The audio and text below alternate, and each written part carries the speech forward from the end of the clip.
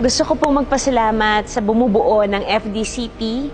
Thank you very, very, very much for recognizing my work sa pagbibigay po sa akin ng Annual Achievement Award.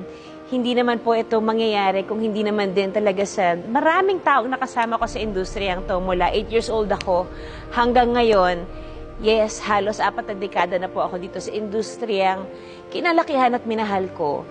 Kaya siguro dapat lang at nararapat lang na pasalamatan ko ang bawat isang taong nakasama ko mula Ula hanggang Mara Clara hanggang Esperanza, to my ABS family, sa mga managers na nakasama ko, Tito Jess and Tito Alfie. Hindi ako mabubuo ng ganito kung hindi sa tiwala at pagmamahal ng bawat direktor, bawat producer at bawat writer na nagtitiwala na gampanan ko ang mga characters na isinusulat nila para sa akin.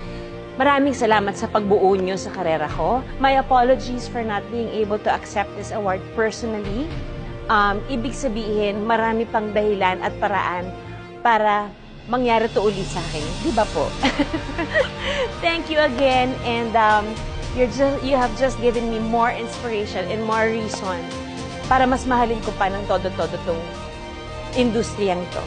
So to everyone, again, to FDCP, thank you for the love. And thank you for acknowledging this work. To Direk Chito, Chris Martinez, Attorney Joji, salamat dahil ibinigay niyo sa akin itong role na to.